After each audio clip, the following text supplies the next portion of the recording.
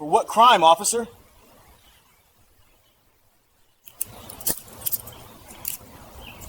You cannot arrest me without cause. The midday sun of a late spring Saturday hung high and generous over the manicured lawns of Oak Creek Landing, a suburban community that prided itself on its quiet uniformity. The air was a chorus of domesticity, the distant drone of a lawnmower, the cheerful shrieks of children playing in a nearby park, the rhythmic thwack-thwack of a tennis ball against a garage door. For Elias Vance, the symphony was in the metallic harmony coming from his own open garage. At 30 years old, he had found his sanctuary not on a golf course or in a sports bar, but in the meticulous restoration of a 1969 Ford Mustang Mach 1. The car, a shell of its former glory when he'd acquired it, was now a testament to his patience, its body a deep, lustrous Highland green.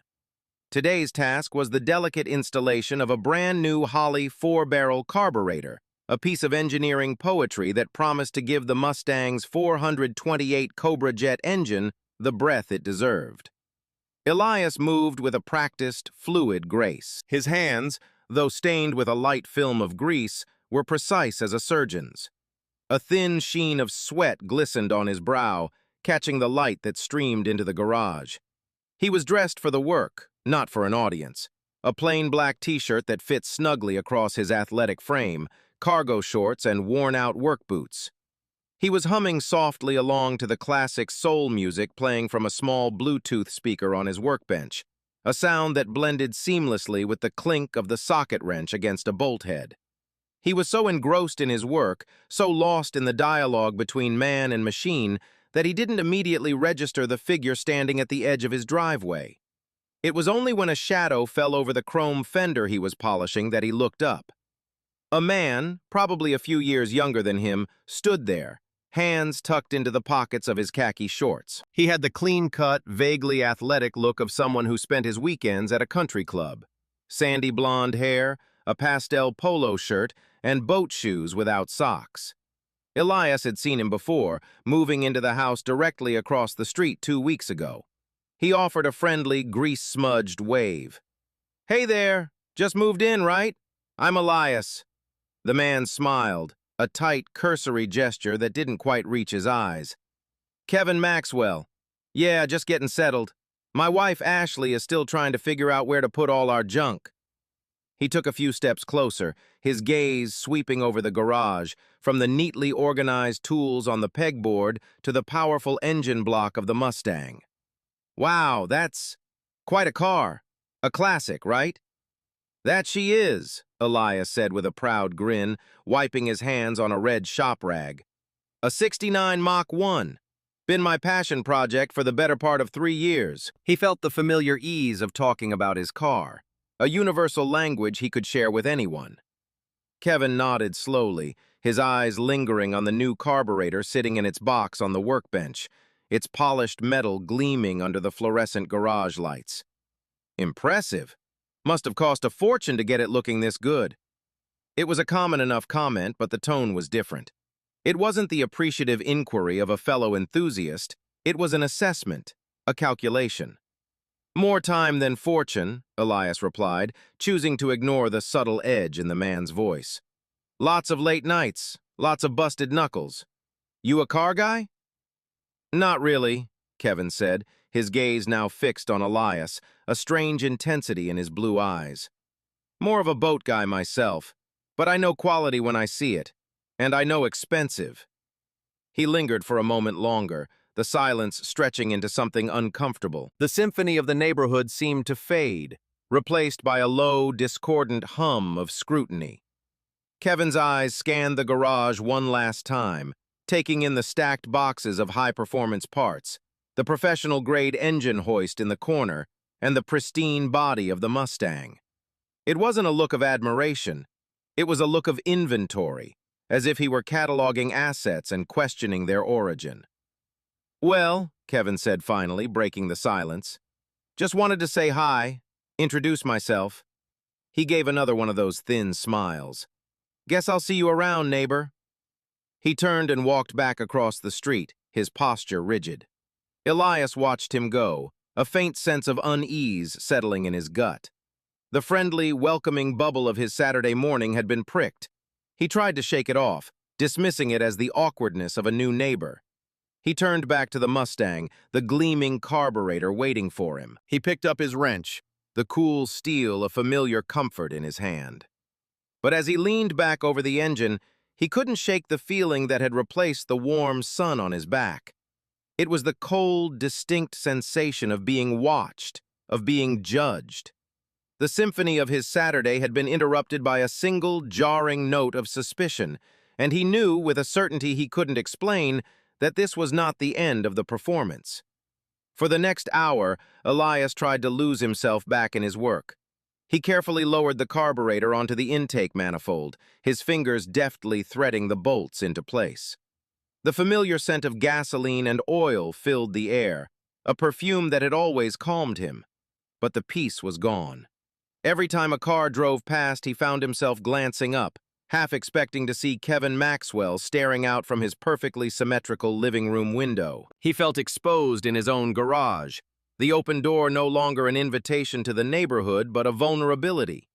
He cursed himself for being paranoid. The guy was just making small talk. An awkward guy, sure, but that was all. He had just finished torquing the last bolt when he saw Kevin emerge from his front door again. This time he wasn't alone. A woman, presumably his wife Ashley, was with him. She was holding a phone, her expression a mirror of her husband's pinched concern. They stood on their own lawn, conversing in low, urgent tones, occasionally glancing across the street at Elias's garage. Elias let out a slow sigh, his shoulders slumping. This was more than just awkwardness. He laid his wrench on the fender and decided to head inside for a glass of water, hoping a brief retreat would dissipate the strange tension. He was halfway up his driveway when Kevin's voice, sharp and accusatory, cut through the air. "Hey, Vance!" Elias stopped and turned, his hand shielding his eyes from the sun. Kevin was walking purposefully across the street, his wife trailing a few feet behind him, her phone now held up as if she were recording. The friendly neighbor facade had completely vanished, replaced by a mask of self-righteous indignation. "Can I help you, Kevin?" Elias asked, his tone even, though a knot of apprehension was tightening in his stomach. Kevin stopped about 10 feet away, planting his feet in a confrontational stance. "Yeah, you can. We were just talking, Ashley and I. She reads these online neighborhood watch forums, you know? A lot of talk lately. Break-ins, package thefts from porches, and a lot of it is high-end stuff, car parts specifically." Elias stared at him, bewildered. "Okay, and what does that have to do with me?" Kevin's lips twisted into a smirk. "Well, that's the thing. We see you out here every weekend. All these deliveries, boxes from Summit Racing, Jegs, all the big names. And then we see you with this car." He gestured dismissively at the Mustang. "It just seems odd. A guy in your situation, with all this top-of-the-line gear."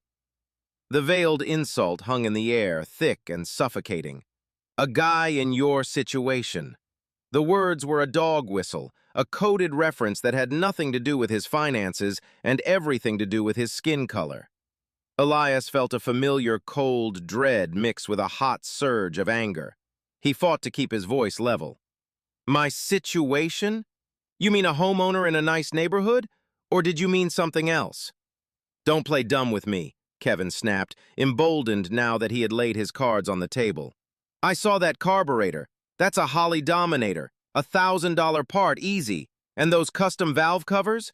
Those forged pistons you had delivered last month? I know what that stuff costs. It adds up." "I have a job, Kevin," Elias said, the calmness in his voice a stark contrast to the accusation. "I have a very good job. I buy my parts with my money. I have the receipts for every single bolt on that car. I'm not sure why that's any of your business." "It becomes my business when my neighbors are getting robbed," Ashley called out from behind her husband, her voice shrill. "We have a right to feel safe. We saw a news report about a ring of thieves stealing custom parts to order. It fits the pattern perfectly." The absurdity of the situation was staggering. They hadn't seen a crime. They hadn't seen anything suspicious at all. They had seen a black man with an expensive hobby and had manufactured a narrative of criminality to fit their prejudice. They had connected dots that weren't there, drawing a line from their own vague anxieties directly to his open garage door. "You are making a serious accusation," Elias said, his voice dropping low, each word precise. "You are accusing me of being a felon. You need to be very careful about what you say next." He took a step forward, not aggressively, but with the firm intention of ending the conversation. The move was a mistake. Kevin flinched back theatrically. "Hey, get back! Don't you threaten me!" he shouted, his voice ringing with alarm. "See, Ashley, I told you! He's getting aggressive!" Ashley's phone was now pointed directly at Elias's face, its black lens an unblinking, accusatory eye. "I'm calling 911, she declared, her voice trembling with a manufactured fear. "I'm not going to be intimidated. We're reporting a suspected thief." Elias froze, a wave of helplessness washing over him. The moment that call was made, the situation would spiral out of his control. It would no longer be his word against his neighbors. It would be his word against a panicked 911 call. And he knew, with the chilling certainty born of a lifetime of experience, whose side the responding officers would take. The quiet symphony of his Saturday had devolved into a cacophony of baseless suspicion. The open garage, once his sanctuary, had just become the scene of a crime he hadn't committed, but one he was about to be arrested for. "Ma'am, I would strongly advise against that," Elias said, his voice regaining its steady, authoritative calm. He held his hands up, palms open and visible, a universal gesture of non-aggression. "You are about to file a false police report. That is a crime. There is no threat here. There is no stolen property. There is only a misunderstanding fueled by your imagination." His words did nothing to deter her. Ashley had already turned away, her back to him as she spoke into the phone, her voice shifting into a higher, more frantic register. "Yes, hello. I need the police. My address is 412 Oak Creek Drive. My neighbor, he's threatening us. We confronted him about some stolen property, and he's being very aggressive." She paused, listening, then continued, weaving a tapestry of lies. "He's a black man, about 6 feet tall. He's in his driveway. Yes, I believe he's the one who's been stealing car parts in the neighborhood. We feel very unsafe. Please hurry." Elias listened, a cold knot tightening in his stomach. Threatening, aggressive, unsafe. She was using the loaded vocabulary designed to trigger an urgent, heightened response. She wasn't just reporting a suspicion, she was painting a picture of an immediate physical danger, ensuring the officers would arrive with their adrenaline pumping and their assumptions already set in stone. Kevin stood his ground, emboldened by his wife's performance. He crossed his arms over his chest, a smug guardian of civic order. "You heard her," he said to Elias. "The police are on their way. Your little chop shop operation is over." There was nothing more to say. The lie was now official, a digital recording in a dispatch center, about to be broadcast over a police radio. The conversation with this couple was over. His next conversation would be with the officers they had summoned. Elias took a slow, deliberate step back, putting space between himself and his accusers. He leaned against the cool metal of his daily driver, a modest Toyota Camry parked beside the garage, folded his arms and waited. The bright, promising Saturday had become a cage, and the sound of distant sirens was the lock turning in the door. It took less than 3 minutes. A black and white patrol car, its lights flashing in a silent, dizzying rhythm, swung onto the street. It didn't pull up to the curb, it came to an abrupt halt in the middle of the road, angled directly at Elias's driveway, a clear tactical position. 2 uniformed officers emerged, their movements swift and purposeful. The senior officer, a thick-set man in his late 30s with a shaved head and a stern expression, immediately made eye contact with Elias. His name tag read, Miller. His hand didn't rest on his firearm, but it was close, a gesture of casual readiness. The other officer, younger, with a nervous energy about him, was named Davies. He fanned out to the side, his eyes scanning Elias from head to toe, his stance rigid. Kevin and Ashley surged forward, meeting the officers as they stepped onto the lawn. "Thank God you're here," Kevin said, his voice filled with breathless relief. "That man right there, we believe he's been storing stolen high-end car parts in his garage. When we tried to talk to him about it, he became very hostile." Officer Miller's gaze never left Elias. He approached slowly, his partner mirroring his movements, creating a classic two-on-one triangulation that limited Elias's potential for escape. They didn't glance at the garage. They didn't ask Kevin for any proof. They had their suspect. "Sir, I'm going to need you to keep your hands where I can see them," Miller said. His voice was flat, devoid of curiosity. It was not a request. It was a command. He had absorbed the narrative from the 911 call and Kevin's frantic greeting, and was now simply executing the procedure that followed. "Good afternoon, officers," Elias said, his voice calm and clear, a stark contrast to the agitated voices of his accusers.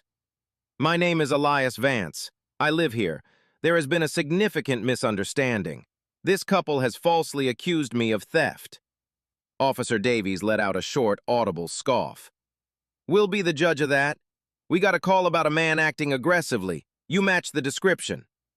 The entire interaction, from the moment the patrol car arrived, had taken less than 90 seconds. In that time, the officers had made no attempt to separate the parties. They had not asked Kevin and Ashley for their identification. They had not asked a single question aimed at actual investigation. They had approached the situation with one unshakable assumption, fed to them by a panicked 911 call. The black man was the perpetrator, and the white couple were the victims. Every action they took, from their tactical positioning to their immediate commands, was built upon that biased foundation. Elias knew he wasn't being investigated. He was being processed.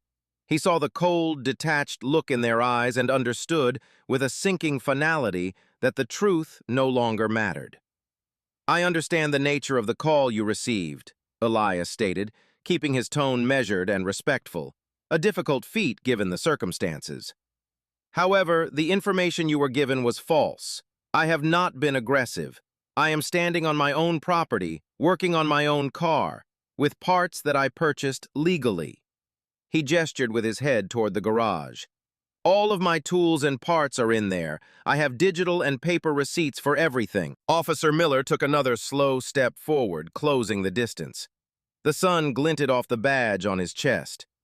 "We'll get to that. Right now, I need to see your ID." "Of course," Elias replied. "It's in my wallet in my back right pocket. May I retrieve it for you?" "Hold on," Miller commanded sharply. "Don't you move. You just told me you have a lot of tools in that garage. Do you have any of them on you right now? Any weapons, knives, anything at all?" The question was a calculated escalation, a way to frame him as a potential threat. "The only thing in my pocket is my wallet," Elias said, his patience wearing thin. "And a tube of lip balm. The socket wrench I was using is on the fender of the Mustang." Miller exchanged a look with Davies. It was a brief, almost imperceptible glance, but it conveyed a shared conclusion. To them, Elias's calm, precise answers were not signs of innocence, but of practiced deception. An innocent person, in their experience, was flustered, indignant, maybe even tearful. This level of composure was, in their biased view, suspicious. "He's giving you the runaround," Kevin called out from the safety of the lawn. "Just like he did with us. He's a smooth talker." Miller didn't silence him. He allowed the civilian's commentary to become part of the official police interaction, validating it. "Sir, I'm going to pat you down for my safety and for my partner's safety," Miller announced. "Turn around and place your hands on the hood of the car." He pointed at the Camry. Elias felt a surge of indignation. "Officer, with all due respect, you have no probable cause to search me. I have not committed a crime. I have consented to providing my identification. A pat-down is unnecessary." This assertion of his rights was the final straw. For Miller, it was a direct challenge to his authority. He saw a suspect dictating the terms of an investigation, not a citizen exercising his constitutional rights. My probable cause is a 911 call reporting a hostile individual suspected of felony theft. Miller's voice turned to steel. And now you're failing to comply with a lawful order. That's obstruction. Turn. Around. Now. Last chance. The street had grown quiet. A few neighbors had begun to emerge on their porches, drawn by the sight of the flashing lights. Their faces were a mixture of curiosity and concern. Elias saw Mrs. Gable from 2 doors down, her hand over her mouth. He saw the Henderson kids, who he'd given candy to on Halloween, peering from behind their screen door. He was a spectacle in his own neighborhood. The humiliation was a physical weight. He knew he was at a crossroads. He could continue to argue, to stand on principle, and risk the situation escalating into violence. They were looking for an excuse. Or he could comply, suffering the indignity in the hope that logic would eventually prevail once they saw his ID. He made a calculated choice. He would not give them the fight they seemed to want. Slowly, deliberately, he turned and placed his hands flat on the warm hood of his Camry. The metal was hot from the sun. He heard the crunch of boots on the asphalt behind him, then felt Miller's firm hands on his back. The pat-down was rough, unprofessional, more about asserting dominance than searching for a weapon. Miller's hand found his wallet and pulled it from his pocket. "What's this?" Miller said, flipping it open. He pulled out Elias's driver's license. "Elias Vance. Address is 415 Oak Creek Drive. So you do live here." "That's what I've been trying to tell you, officer," Elias said, his voice strained. "Doesn't mean the parts are yours," Davies chimed in, stepping closer. "Could be using the garage as a stash house." Miller ignored him, his focus on the ID. Then, in a move that shattered every hope Elias had for a peaceful resolution, Miller tossed the wallet onto the roof of the Camry, unclipped the handcuffs from his belt, and pulled Elias's arms behind his back. "What are you doing?" Elias demanded, his voice finally cracking with disbelief. "You've confirmed who I am. You've confirmed I live here." "You were uncooperative," Miller stated flatly as the first cuff tightened around his wrist. "You obstructed my investigation. We're going to take you downtown and sort this out." The cold steel clicked shut around his other wrist. The sound was final, irrevocable. It was the sound of his rights being extinguished. He was being arrested on his own property for a crime he didn't commit in front of the very people whose community he had chosen to join. Kevin and Ashley watched from the lawn, their expressions a sickening mix of vindication and triumph. To them, the handcuffs were proof. They had been right all along. For Elias, they were a cold, brutal reminder of a reality he knew all too well. In this moment, on this sun-drenched Saturday afternoon, the truth was irrelevant. He was just another suspect, another statistic in the making. The ride to the Northwood precinct was a blur of silent humiliation. Elias sat in the back of the patrol car, the hard plastic of the seat digging into his back, a cage of plexiglass separating him from the 2 officers in the front. He could hear their low murmurs, the occasional crackle of the radio, but they did not speak to him. He was no longer a person to be engaged with. He was cargo to be delivered. He watched his manicured neighborhood, with its identical mailboxes and cheerful flower beds, recede through the barred window. He felt like a ghost haunting his own life, invisible and unheard. The precinct was a sterile, impersonal building of beige brick and tinted glass. Inside, the air was cool and smelled faintly of disinfectant and stale coffee. Miller led him through a series of secure doors to the booking area, a large, brightly lit room with tiled floors and cinder-block walls. The process was a study in efficient dehumanization. His handcuffs were removed only to be replaced by the cold, impersonal touch of the booking sergeant, a weary-looking man who took his details without making eye contact. His personal property, the contents of his pockets, his watch, the belt from his shorts, was cataloged and placed in a large manila envelope. He was instructed to stand against a height chart on the wall. A camera flashed, capturing his image for a mugshot.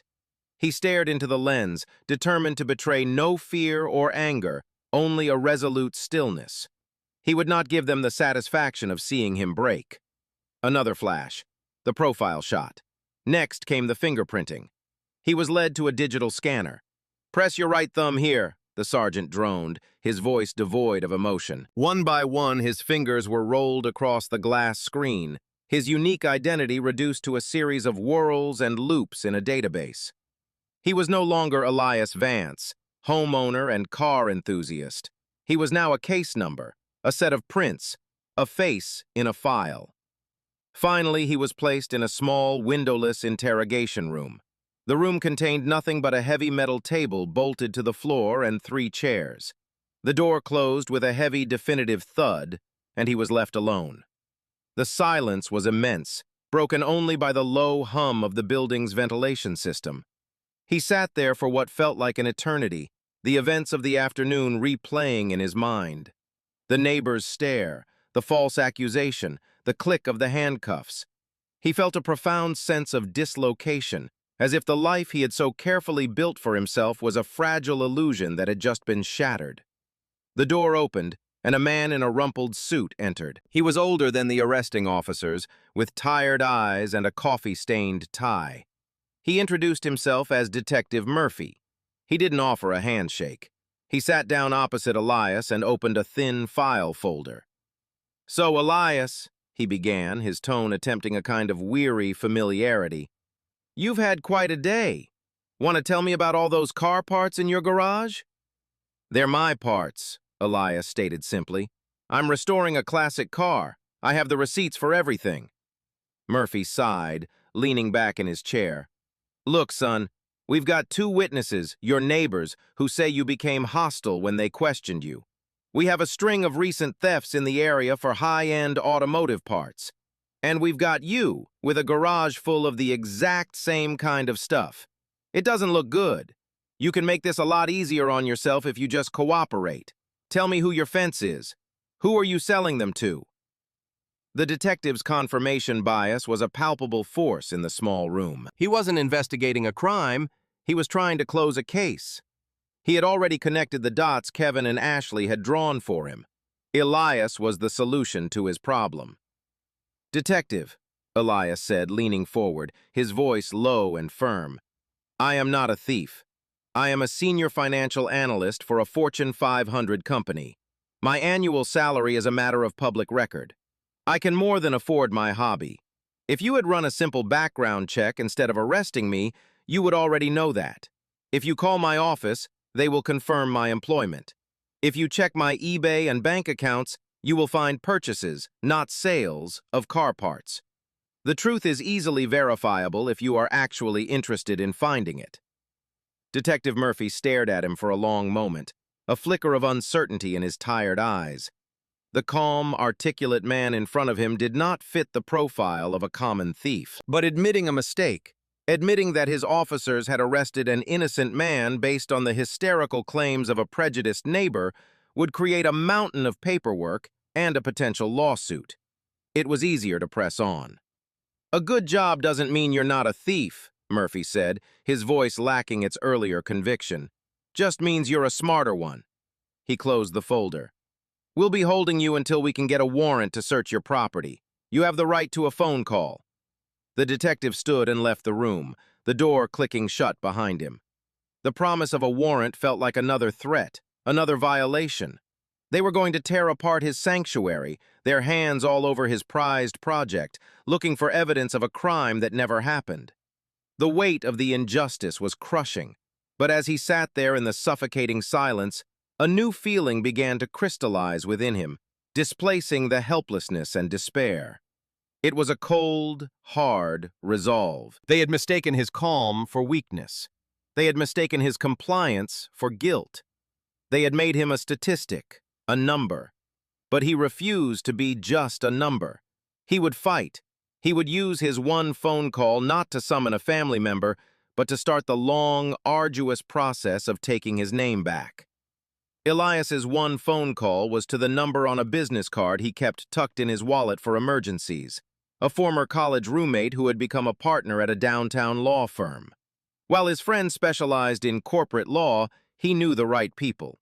Within an hour, a sharp, energetic woman with a no-nonsense demeanor arrived at the precinct. Her name was Sarah Jenkins, a public defender with a reputation for being a bulldog, someone who thrived on taking on the system.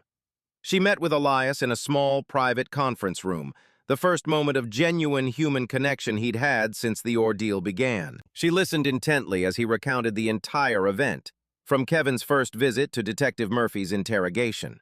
She didn't interrupt, her pen flying across a legal pad, her expression growing more focused and grim with each detail.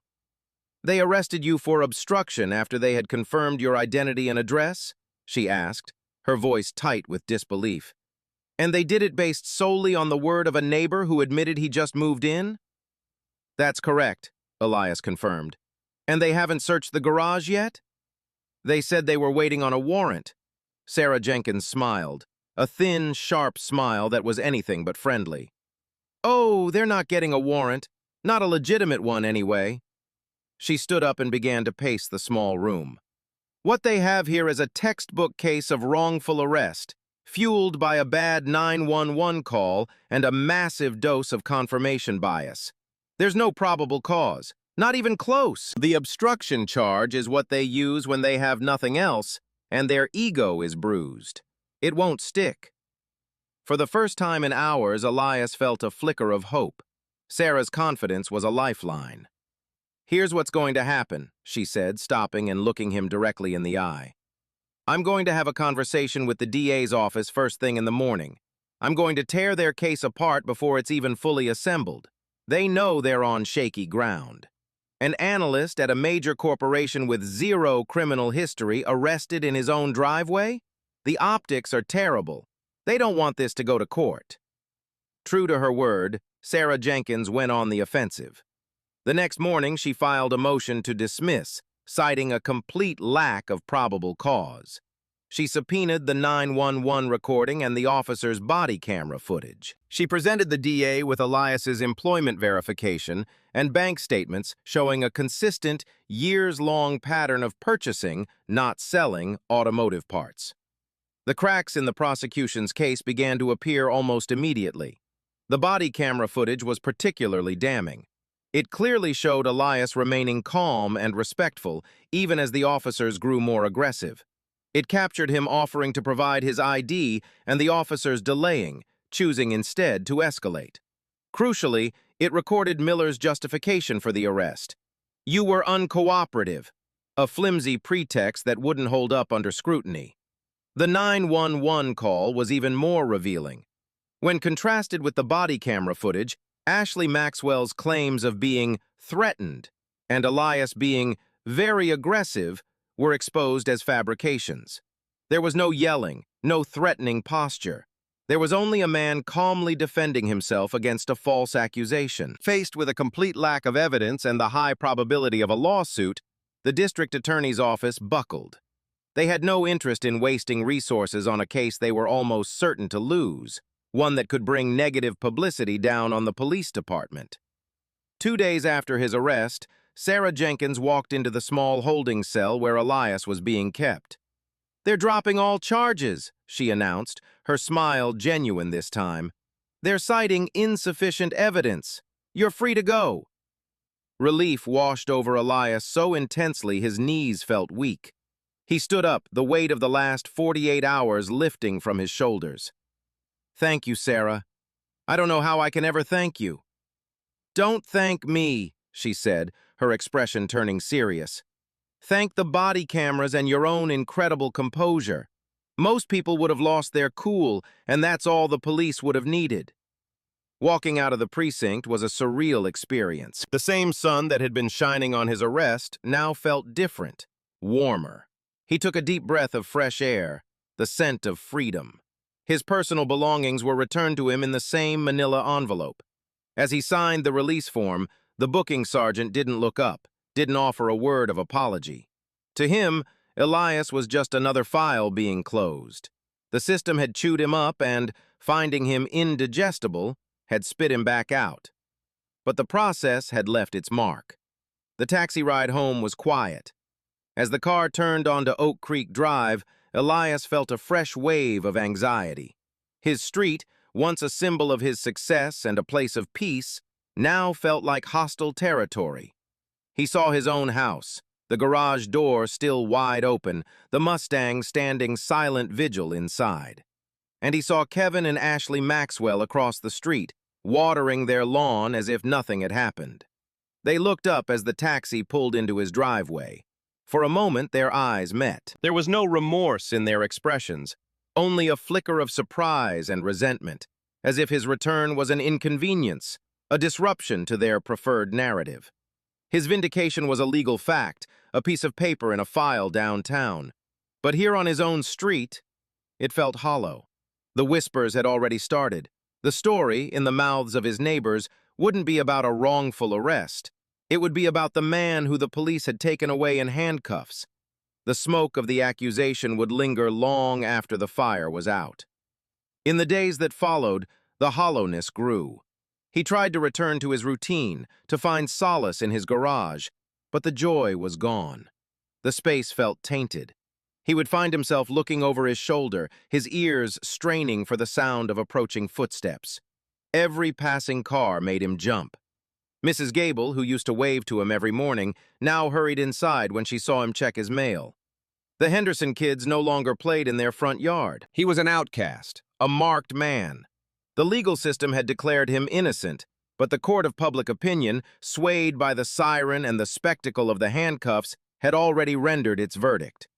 He received a formal letter of apology from the police department, a soulless, jargon-filled document drafted by their legal team that admitted to a procedural error, but accepted no real fault. It was an insult, a bureaucratic attempt to absolve themselves of responsibility. The apology did nothing to mend his shattered sense of security or restore his reputation. Sarah Jenkins urged him to file a civil suit. "You have a slam-dunk case, Elias," she argued over the phone. "We could sue the department for wrongful arrest and the Maxwells for defamation. We'd win." Elias considered it. The thought of holding them accountable was tempting. The money could be a form of compensation for the humiliation he had endured. But what would it really change? A lawsuit would drag on for years, forcing him to relive the trauma over and over in depositions and courtrooms. It would keep him tethered to the very event he desperately wanted to move past. And even if he won, he knew it wouldn't change the fundamental problem. It might punish 2 officers and 1 prejudiced couple, but it wouldn't fix the system that allowed them to act with impunity. It wouldn't stop this from happening to someone else tomorrow. One evening, about a week after his release, he sat on his back porch staring into the darkness. He felt trapped in a cycle of anger and helplessness. He could sell the house, move away, and try to start over. Or he could stay, living under a permanent cloud of suspicion. Neither option felt like a solution. Neither felt like justice. He thought about the officers, Miller and Davies, who were likely back on patrol, their biases unchecked. He thought about the detective who saw him as a problem to be solved, not a person to be heard. He thought about the ease with which his life had been upended, the fragility of his freedom. He realized that fighting back through a lawsuit was like treating a symptom while ignoring the disease. The disease was the system itself, the culture of suspicion, the lack of accountability, the ingrained prejudices that led from a single baseless 911 call to a man in handcuffs. A radical idea began to form in his mind, an idea born of profound frustration and a desperate need for purpose. He couldn't just be a victim of the system. He couldn't just sue the system. What if he could change it? What if the only way to truly fight the disease was to get inside, to understand its inner workings, and to force it to be better? The idea was daunting, almost absurd.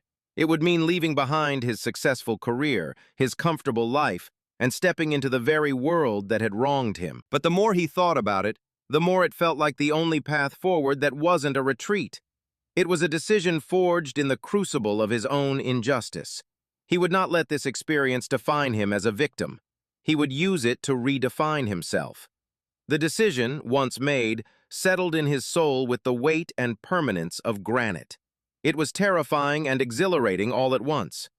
The next morning, Elias called his boss, a man who had been both a mentor and a friend, and explained his intentions. The silence on the other end of the line was thick with disbelief.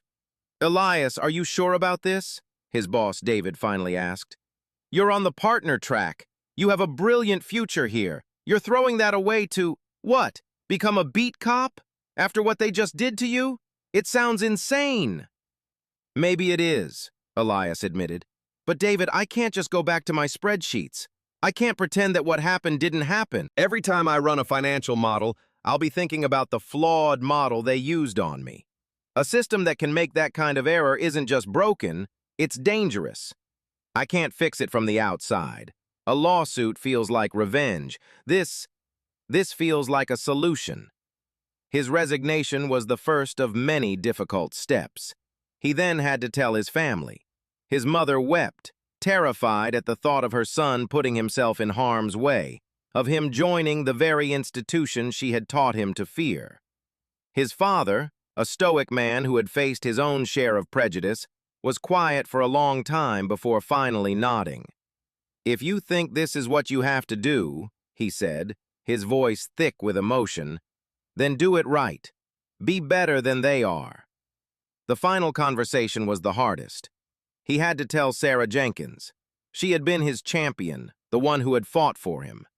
He met her for coffee, the sterile letter from the police department on the table between them. "I'm not filing the suit," he said simply. Sarah's face fell. "Elias, that's a mistake. They need to be held accountable." "I agree," he said, "but I'm going to hold them accountable in a different way. I'm applying to the police academy." Sarah stared at him, her mouth agape. She looked from his face to the letter and back again. She started to speak, then stopped. A slow, incredulous smile spread across her face. "You're serious," she whispered. "My God, that's the craziest, most audacious, most brilliant thing I've ever heard." She shook her head in wonder. "They're not going to know what hit them." The application process was an ordeal in itself. The initial online form had a box. "Have you ever been arrested?" Elias checked yes. He knew it was a potential disqualifier, a red flag that would sink most applications before they were even read. In the space provided for an explanation, he didn't make excuses. He wrote with clinical precision the date of his arrest, the charges, and the date they were dismissed.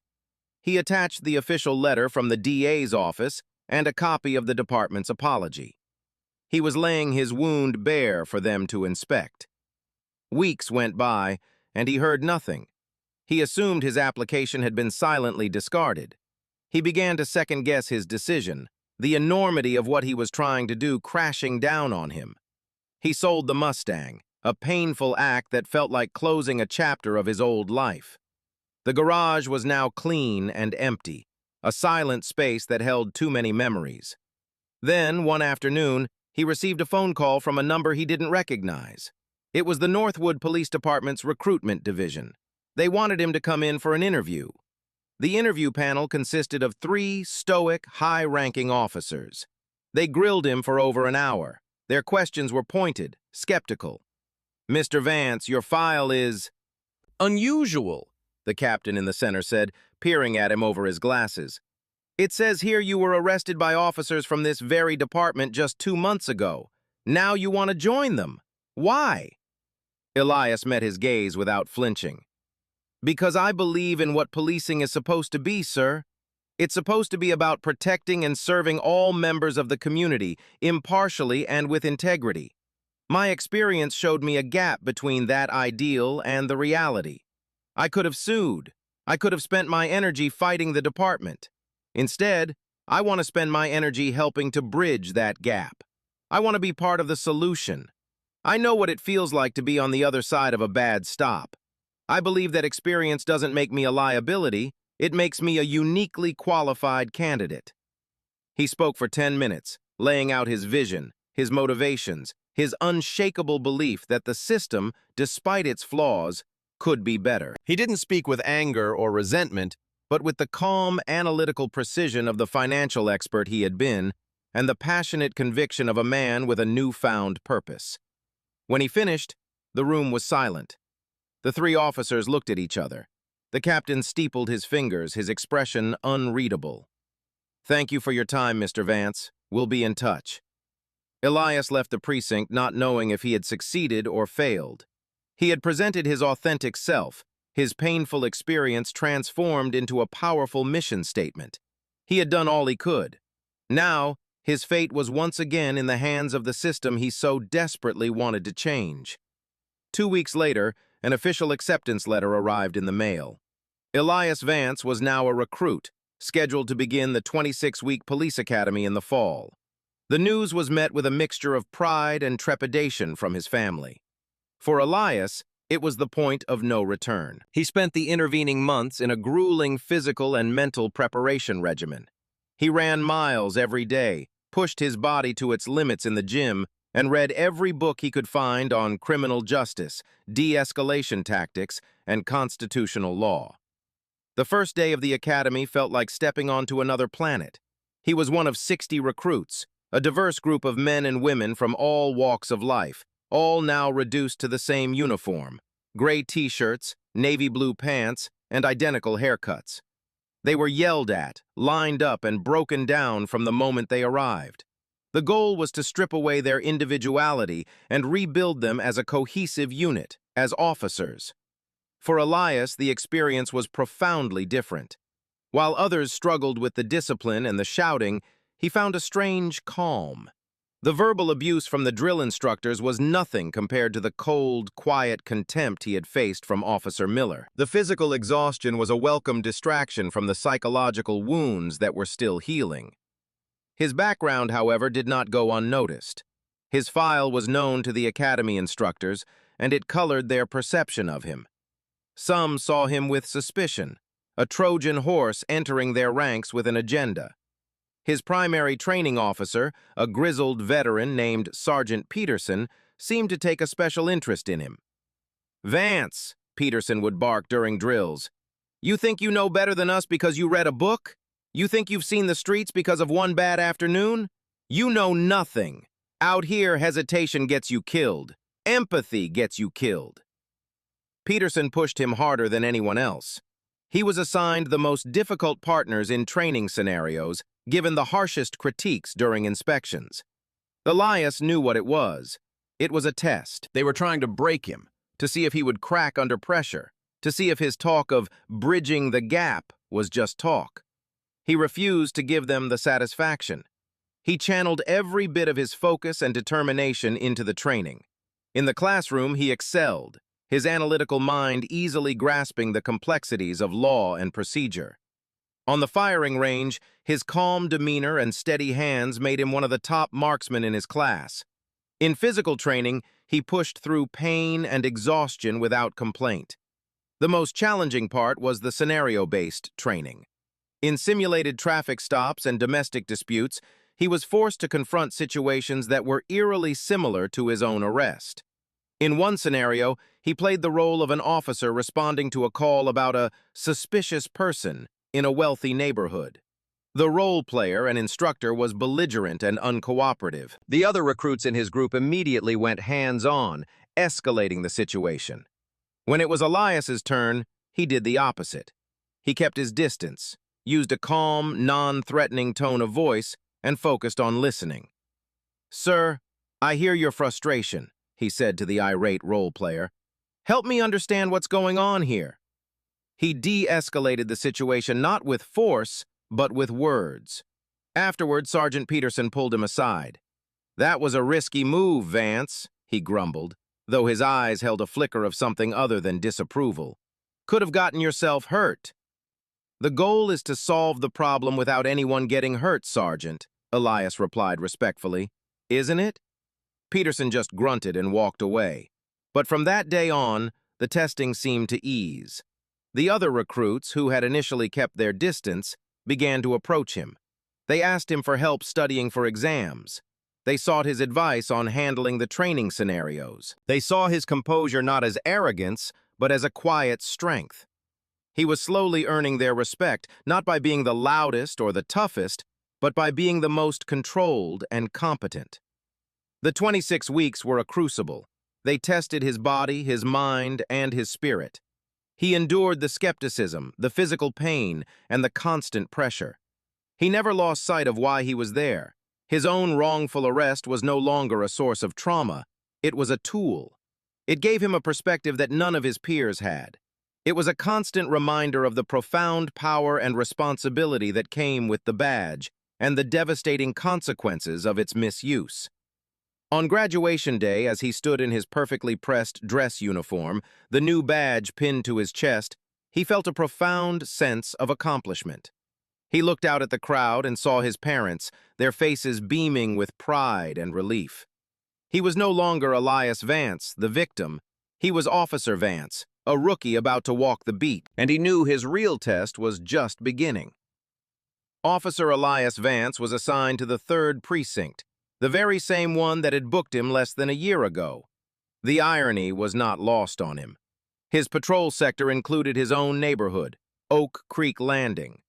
His first few weeks on the job were a surreal exercise in navigating his past and his present. He was now the man in the blue uniform, driving the black and white patrol car that had once been a symbol of his humiliation. His field training officer, FTO, was a man named Officer Kowalski, a cynical, nearing retirement cop who had seen it all and wasn't impressed by much, least of all a rookie with a unique backstory. "All right, Vance," Kowalski said on their first shift together, his voice a low grumble as they pulled out of the precinct parking lot. "I read your file, all of it, so let's get one thing straight. Out here, you're not a reformer. You're not a cause. You're a rookie. You do what I say. You watch, you learn, and you keep your mouth shut unless you're spoken to. Got it?" "Understood, sir," Elias said, his eyes on the road. The first time they drove through Oak Creek Landing, Elias felt his stomach tighten. He saw the familiar houses, the manicured lawns, and then he saw his own home. He gripped the steering wheel, his knuckles turning white. Kowalski noticed. "Something on your mind, Vance?" he asked, a hint of a smirk in his voice. "No, sir, just getting my bearings." It didn't take long for the neighborhood to notice him.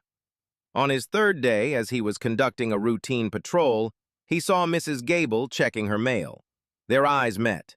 She froze, her hand hovering over the mailbox, her expression a mixture of confusion and shock. Elias gave a slight professional nod. She quickly looked away and scurried back inside. The interaction was a painful reminder that his new uniform didn't erase her memory of his old handcuffs. The ultimate test came a week later. A call came over the radio for a minor disturbance at 412 Oak Creek Drive, Kevin Maxwell's address. Kowalski looked over at Elias, his eyebrows raised. "Well, what do you know? Your old pal. You want me to take this one?" "No," Elias said, his voice steady. "It's our call. We'll both take it." Kevin had called the police because a landscaping crew had accidentally knocked over his ornate bird bath. He was standing on his lawn, red-faced and yelling at the workers, who spoke limited English and looked utterly bewildered. Elias and Kowalski pulled up to the curb. Elias stepped out of the car, the familiar weight of the duty belt around his waist. Kevin's tirade stopped mid-sentence the moment he saw Elias. His mouth hung open, his face draining of all color. He looked from Elias's uniform to his badge, then back to his face, his mind struggling to process what he was seeing. Vance?" he stammered. What the hell is this?" Elias ignored him. He turned to the landscaping crew first, speaking to the foreman in calm, respectful tones. He quickly ascertained what had happened, a simple accident, for which they were deeply apologetic and had already offered to pay. He then turned to Kevin. "Mr. Maxwell," Elias said, his voice the epitome of professional detachment. "This is not a police matter. This is a civil dispute between you and the landscaping company. They have offered to compensate you for the damages. I suggest you accept their offer and allow them to finish their work." Kevin was still reeling, unable to form a coherent sentence. He just stared at Elias, a man he had confidently labeled a criminal, now standing before him as an agent of the law, an arbiter of the very order he claimed to be protecting. The power dynamic had been so completely and shockingly inverted that he was rendered speechless. Kowalski, who had been watching the entire exchange with a critical eye, stepped in. "You heard the officer, sir," he said to Kevin. Handle it yourself or take it to small claims court. Have a nice day. As they walked back to the patrol car, the silence was thick. Elias got behind the wheel and pulled away from the curb. He could feel Kowalski's eyes on him. "You handled that well, rookie," Kowalski said finally, his voice lacking its usual cynical edge. "Better than I would have." It wasn't high praise, but coming from Kowalski, it was a significant concession. Elias had faced his accuser, not with anger or retribution, but with the quiet, unassailable authority of the law. He had not used his power to intimidate or gloat. He had used it to solve a problem, fairly and impartially. It was the first small victory in a long, ongoing battle.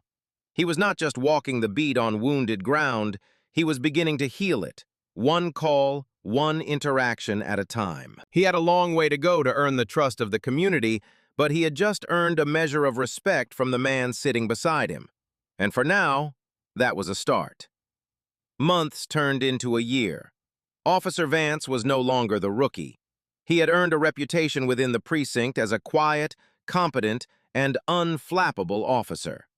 His reports were meticulous, his demeanor consistently professional. He treated everyone he encountered, from a lost child to a hardened criminal, with the same level of calm respect. A practice that some of the older cops privately mocked as soft, but one that Sergeant Peterson, the academy instructor, noted with silent approval during evaluations. Kowalski had retired, and Elias was now patrolling on his own.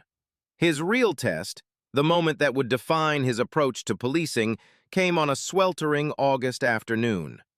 A call came in that made every cop in the vicinity tense up. A domestic dispute, a man with a knife, and a woman screaming. It was a volatile, unpredictable situation, the kind that could turn deadly in an instant. Elias was the closest unit and arrived on the scene first.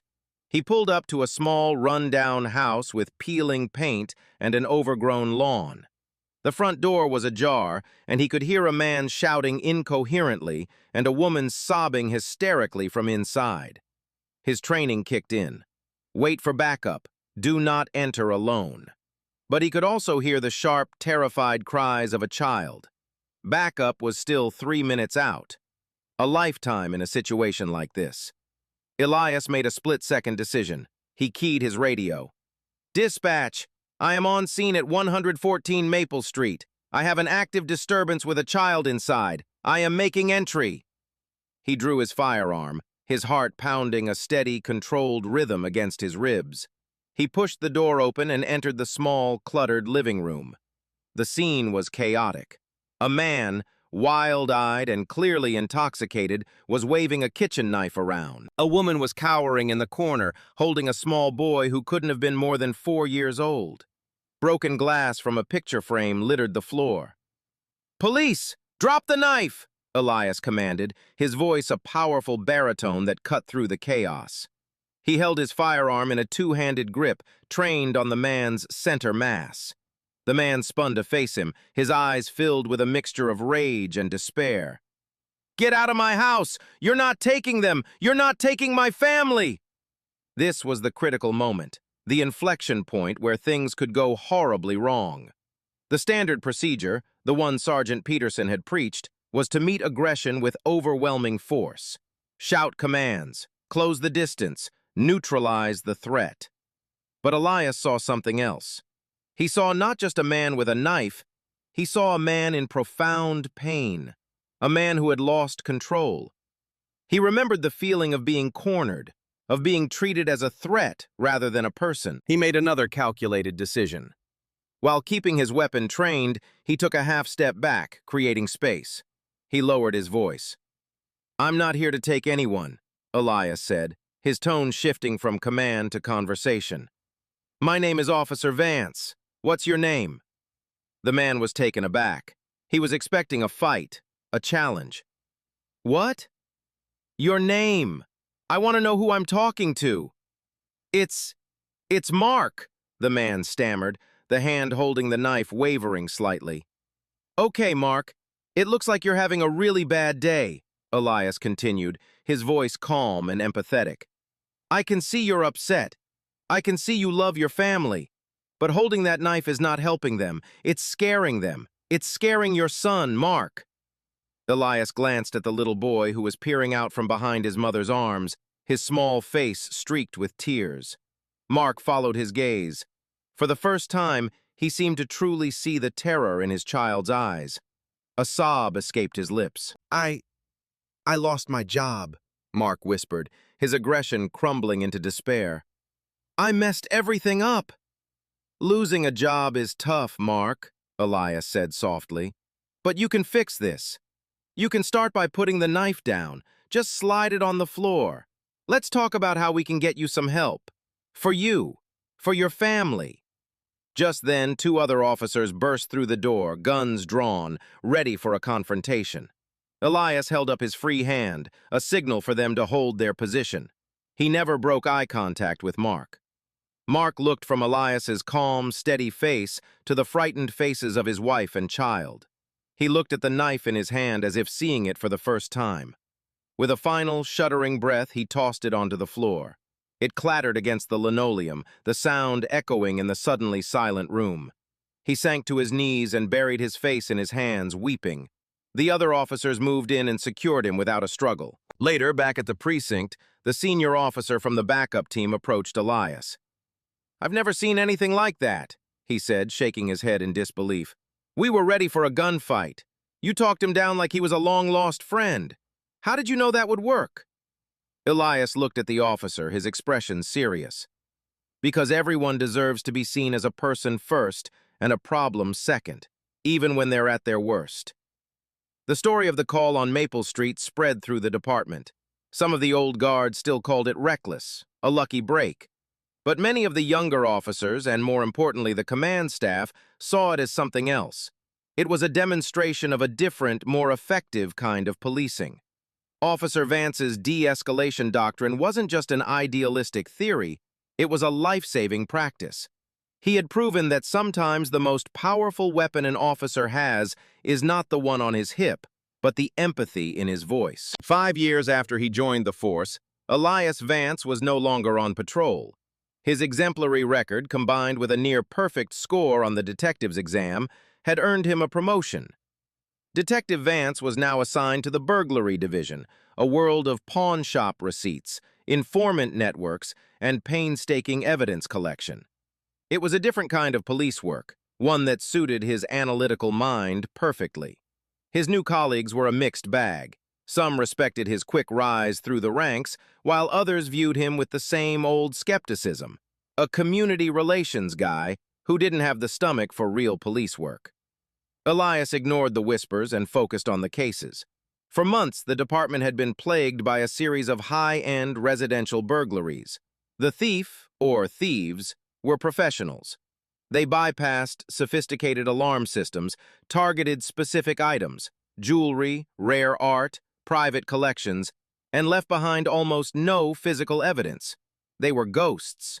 The string of unsolved cases was a major source of frustration for the department and a growing political problem for the chief of police. The task force assigned to the case had been spinning its wheels for weeks. They had focused on the usual suspects, professional cat burglars with known records, but every lead had come up empty. The prevailing theory was that it was an out-of-town crew, pros who hit a city hard and then disappeared. Elias was brought onto the task force, much to the chagrin of the lead detective, a grizzled veteran named Carmichael, who saw him as a token promotion.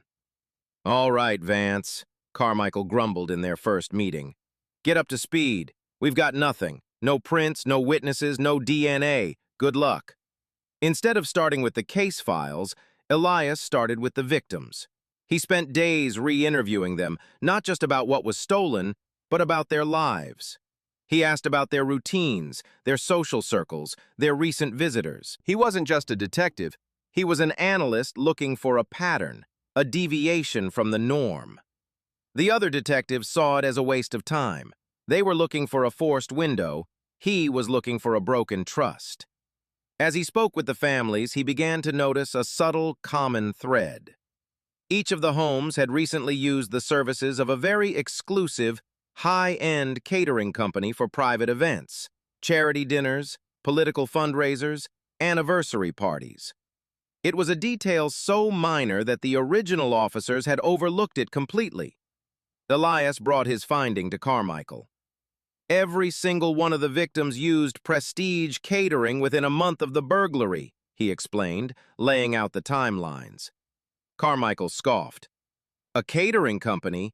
What, you think the waiters are casing the joints with the canapes?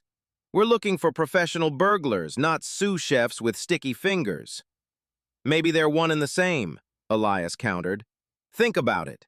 The catering staff gets full access to the house. They learn the layout, see where the valuables are, and most importantly, they can observe the alarm systems. They see when they're armed and disarmed. They might even see the codes being punched in.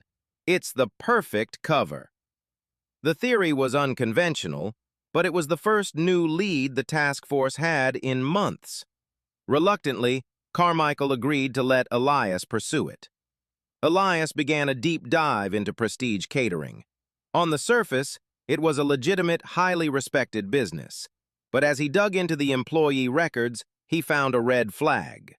The head waiter, a charismatic man named Julian Croft, had a sealed juvenile record for breaking and entering. Even more telling, he had recently hired 3 new staff members, all of whom had suspicious gaps in their employment history. Elias set up a surveillance operation.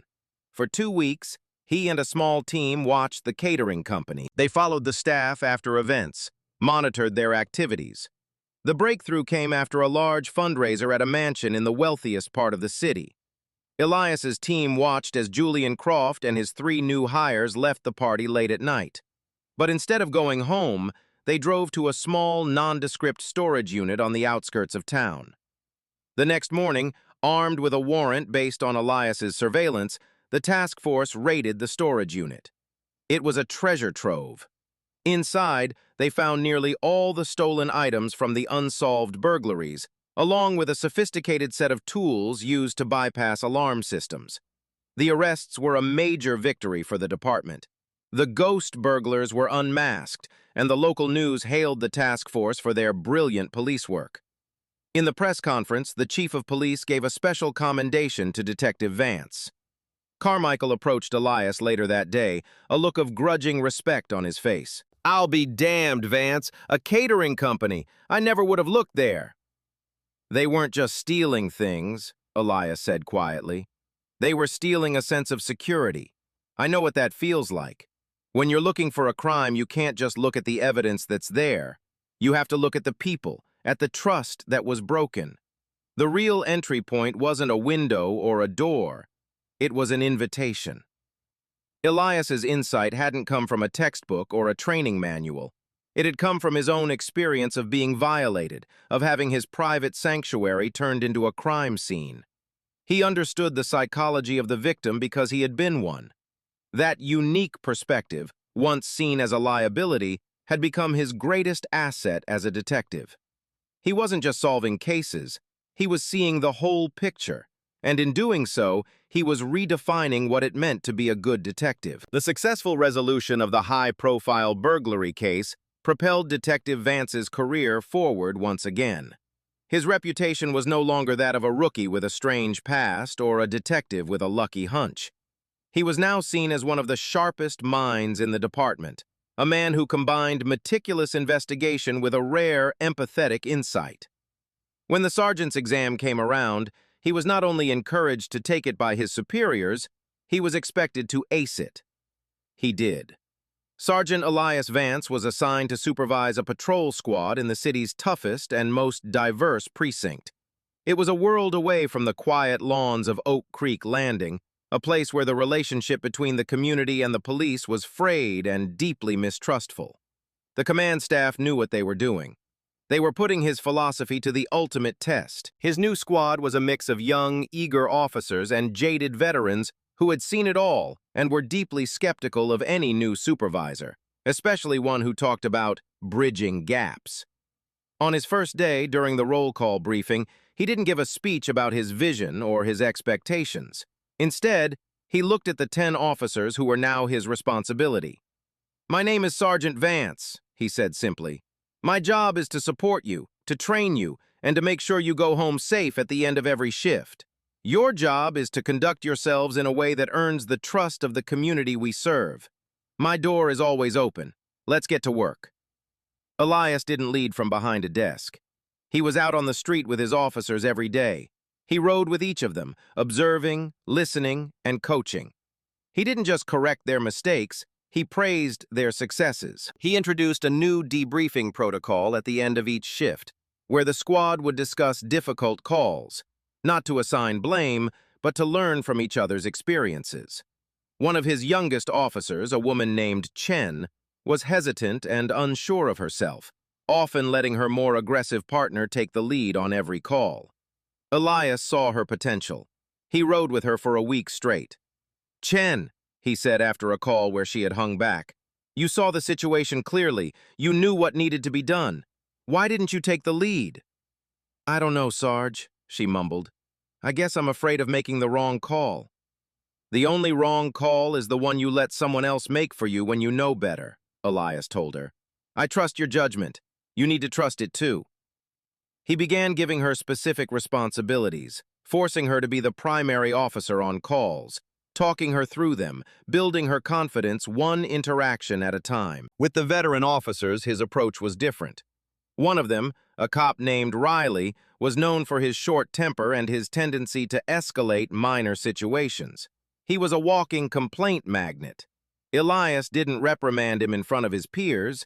He waited until they were alone in his office. He pulled up Riley's body camera footage from a recent traffic stop that had turned into a shouting match. "Talk me through this, Riley," Elias said, his voice calm. "What was the goal here?" "The goal was to get him to comply, Sarge," Riley said defensively. "And did he?" "Well, no, but—" "He didn't," Elias interrupted gently. "You matched his anger. You got into a power struggle over something insignificant, and you lost control of the situation. You didn't solve a problem, you created a bigger one. Your job isn't to win arguments, it's to enforce the law and maintain the peace. You failed at both here." Instead of writing him up, Elias assigned Riley to a community outreach initiative, forcing him to spend time talking to residents outside of confrontational situations. Riley hated it at first, but slowly something began to change. He started to see the people on his beat not as potential suspects, but as neighbors. His complaint numbers dropped. Sergeant Vance was changing the culture of his squad, one officer at a time. He taught them that de-escalation was a strength, not a weakness. He showed them that empathy was a tool, not a liability. He held them to a higher standard, but he did it with a quiet, unshakable support that made them want to meet it. He was not just their supervisor, he was their mentor. He was teaching them to be the kind of officers he had needed on that sunny Saturday afternoon years ago. He was forging a new generation of police, leaders in their own right, shaped not by the fire of confrontation, but by the steady, guiding hand of a man who had walked through that fire and emerged stronger. For 10 years, Elias served as a sergeant, his reputation growing beyond his own precinct. His squad consistently had the highest community approval ratings and the lowest number of civilian complaints in the city. His methods, once seen as radical, were now being studied and slowly adopted by other supervisors. He had become a respected and influential voice within the department, a symbol of a new, more progressive approach to policing. He was content with his role, shaping the next generation of officers from the ground up. He had never sought higher office, but the winds of change were blowing through the city. The long-serving chief of police, a man named Frank Garrison, was a relic of the old guard. He ran the department with an iron fist and a deep-seated resistance to reform. For years, rumors of corruption and favoritism had swirled around his administration, but nothing had ever stuck. That changed when a team of investigative journalists published a bombshell report exposing a widespread kickback scheme involving the department's vehicle and equipment contracts. The report implicated several of Garrison's top commanders and traced the money trail directly to a slush fund used by the chief himself. The scandal erupted. The city council launched an immediate investigation. The district attorney convened a grand jury. The public outcry was deafening.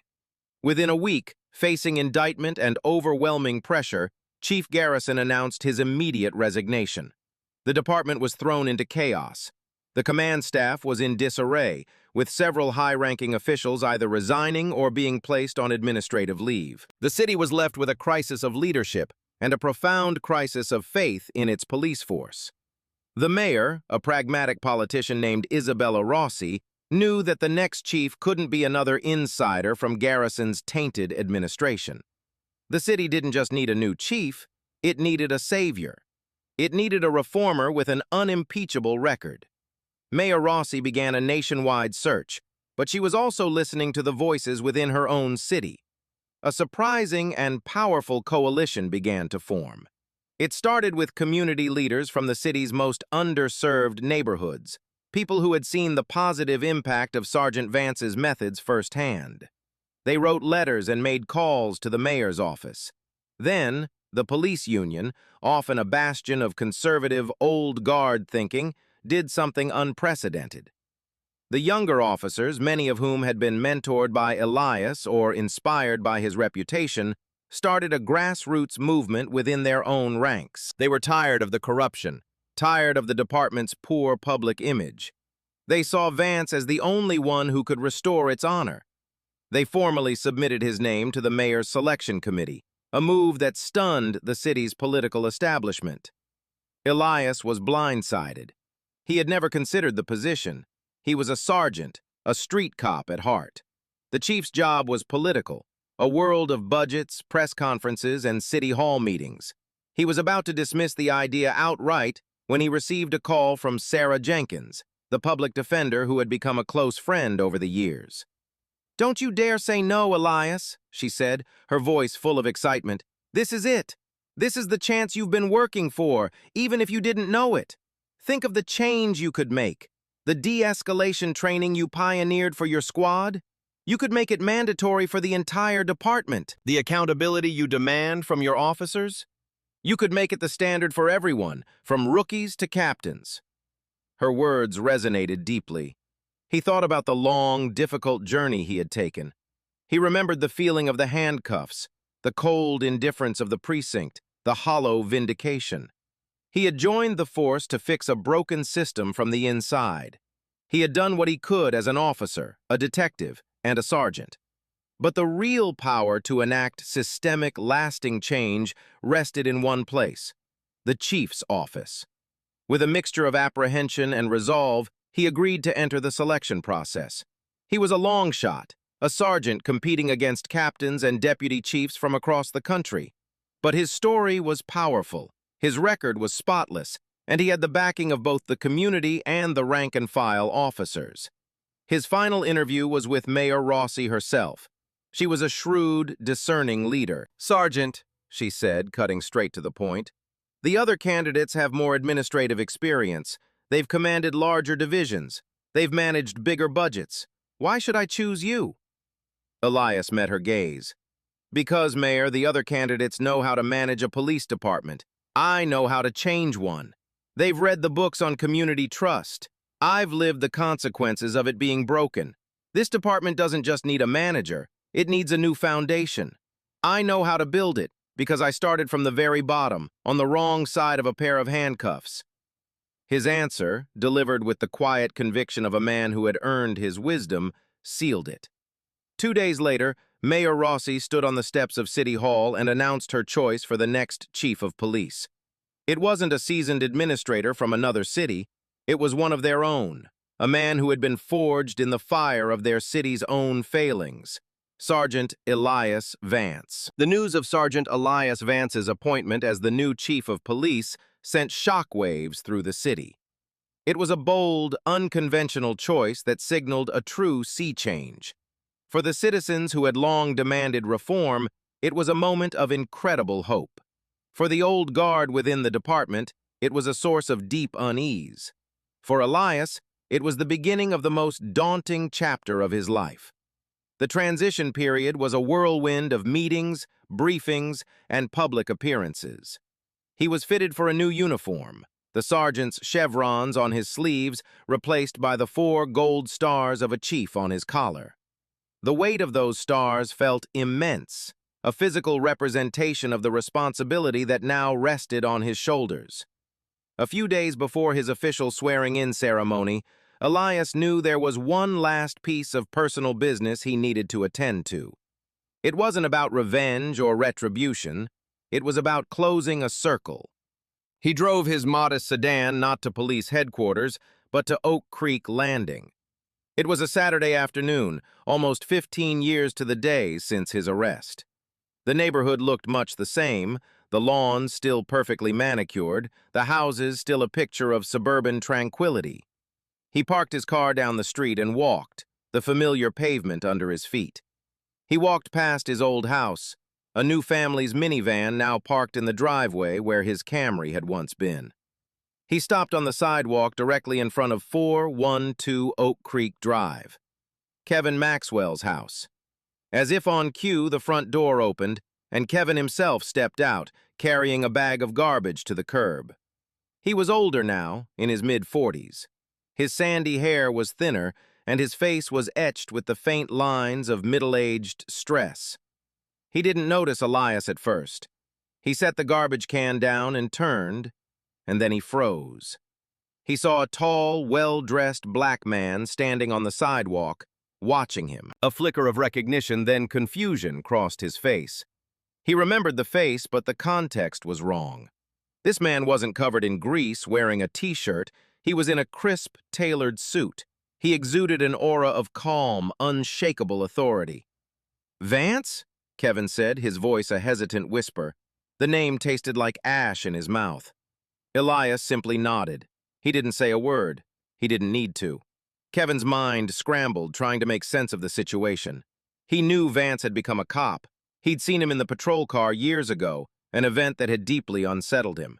He'd heard through the neighborhood grapevine that Vance had made detective, but he had long since put the man out of his mind, a strange and uncomfortable memory from his past.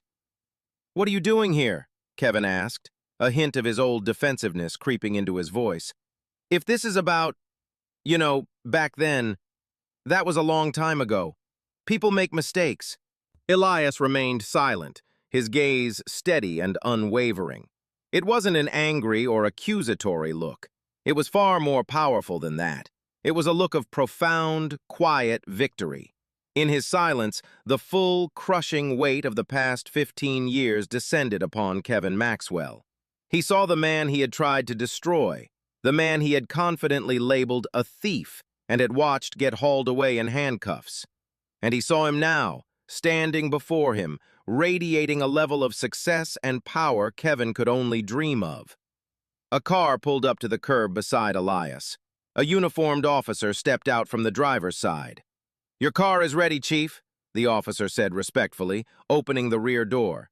"We can head to headquarters whenever you are." Chief. The word struck Kevin like a physical blow. His legs felt weak, his breath caught in his throat.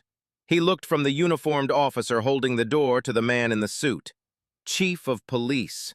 It was impossible. It was inconceivable. The world had turned upside down.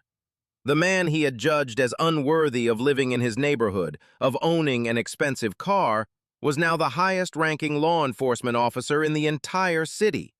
The man whose life he had tried to ruin was now in command of the very system he had sicked on him.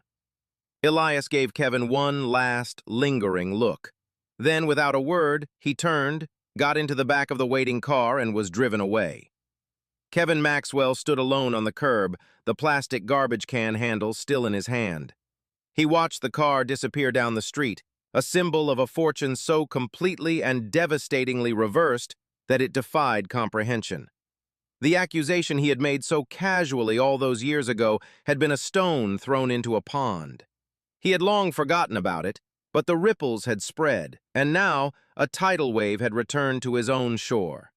He was no longer the righteous citizen. He was just a man left alone with the bitter, inescapable knowledge of his own profound and monumental failure of character. The morning of his first official day, Chief Elias Vance arrived at police headquarters before dawn. The building was quiet, the halls still dark.